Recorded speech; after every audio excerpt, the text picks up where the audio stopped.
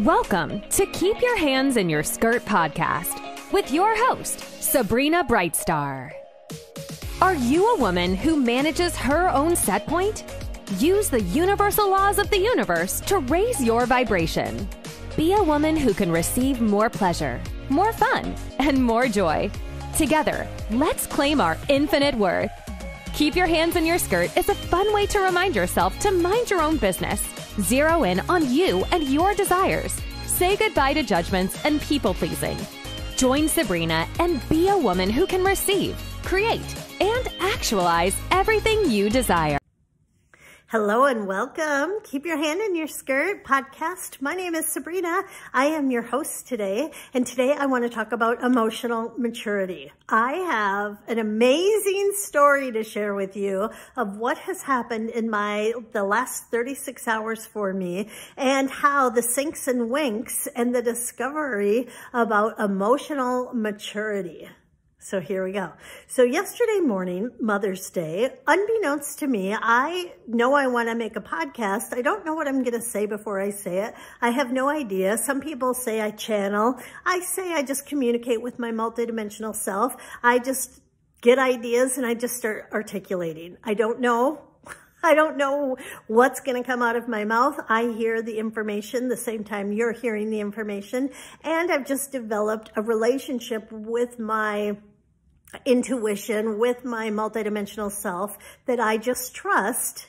I just trust the process. So yesterday I was so dazzled when I listened to the podcast I created about mother wounds and mother joys. And the podcast was amazing, right? I was like, whoa, right? But so I made the podcast, and then my daughter and my son-in-law came over. So, right, the morning was just flowing. I was, went from that to this to that. And they come over and, no big deal. And they had flowers and they had a card. Okay, no big deal, not whatever. I put the flowers away. We're talking. Maybe 20, 30 minutes later, I'm like, oh, can I open the card? And they're like, yes. So I open this card, right? And I'm reading what Hallmark has to say. And then I start reading what my daughter has written. And she says something about my late birthday. And I'm like confused, like it's Mother's Day. What is she talking about? And then I see November 8th, baby Frazier. And I had an out-of-body experience. Serious, like those of you who know me, I have multidimensional abilities, right? I can hold multiple streams of consciousness. I can journey. I can access different places naturally, right? It's just something my body naturally can do. But this was something physical that I have not experienced to this degree. So what I do when I read November 8th, baby Frazier, I just start screaming, and I get up and I start running in circles. And at the time, I didn't even know what I was doing. When I look back at it, it's as if I turned into a cartoon character.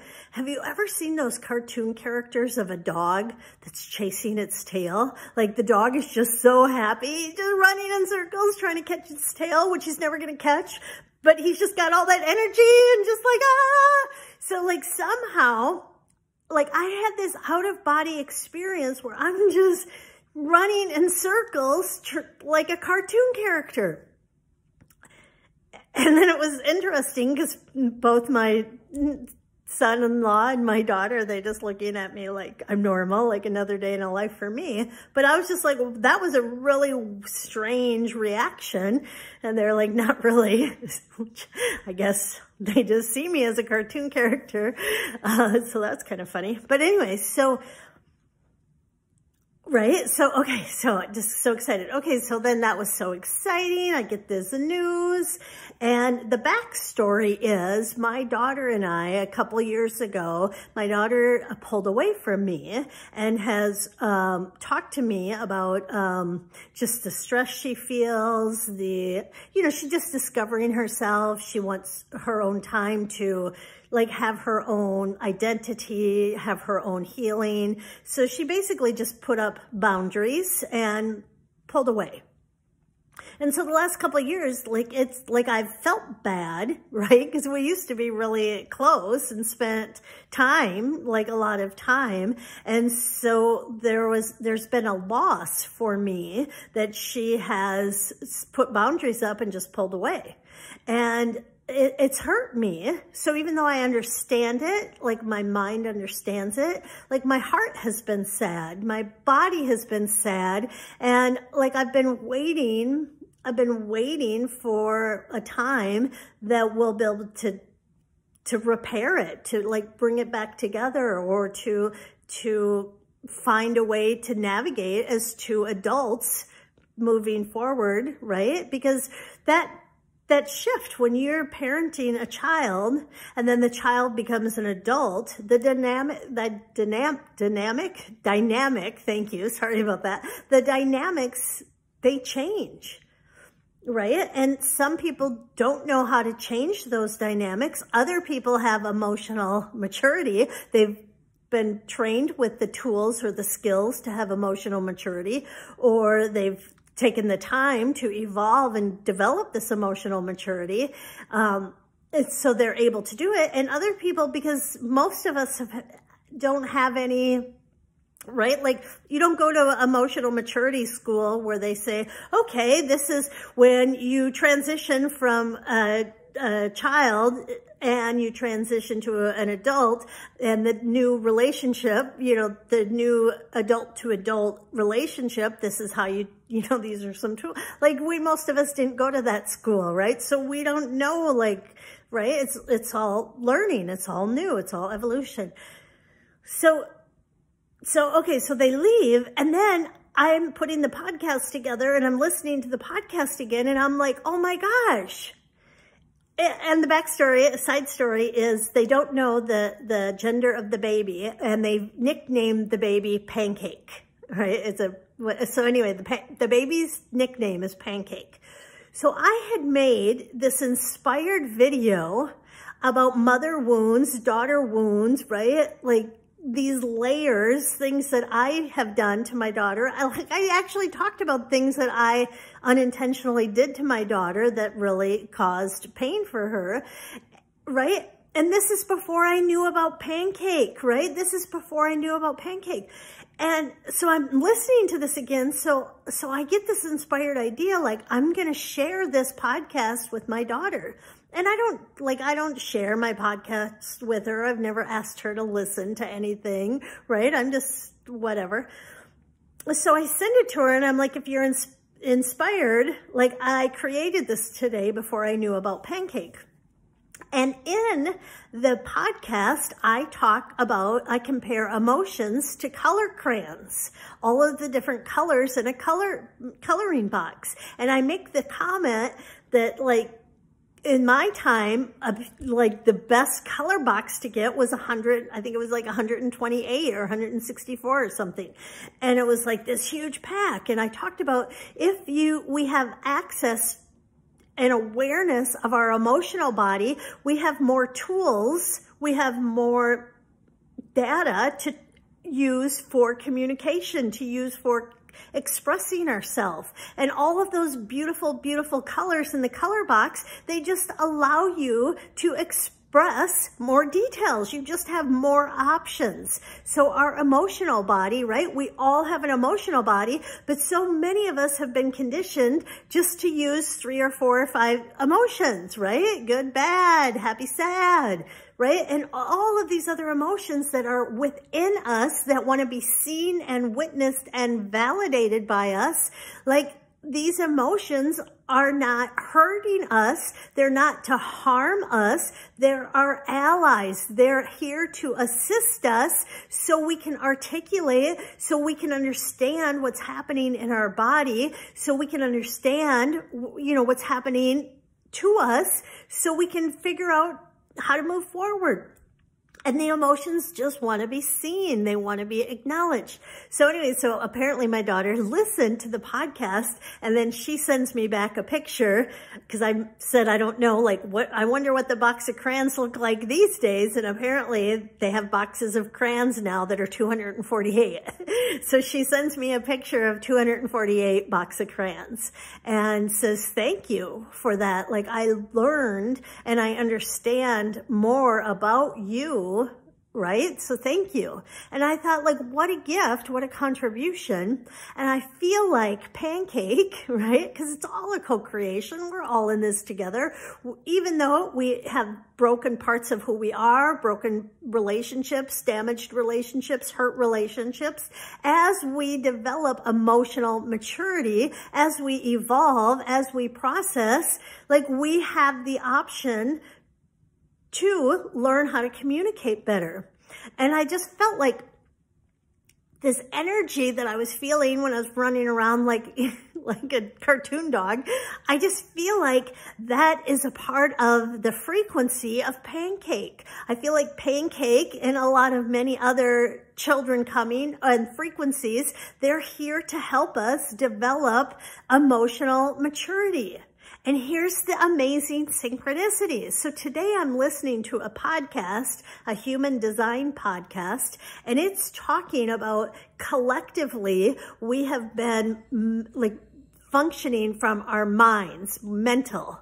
So we have like judgment, like this is right, this is wrong. You do this, you don't do that, right? Like it's like mental decisions are governing how we operate and how we show up. And in this podcast, they said we are now transitioning to being governed. We're moving to a space where we're going to be governed by the emotions. And that just gave me like truth bumps, goosebumps, right? Because that's what, unbeknownst to me, I had said yesterday about our emotions are like, they're not our enemies. They are our allies here to support us, to be a resource for us so we can understand ourselves better. And then we can communicate and connect with others better. And then just to see like that unfolded in my 24 hours. I had a 24-hour, like it was an instant manifestation on that. And I was having a great conversation with my son about all this. And we were talking about like people don't give you a realistic view about family or about relationships, romantic, however. Right? Like we want things to be easy. We want things to be good. And then we want it to stay the same. Right?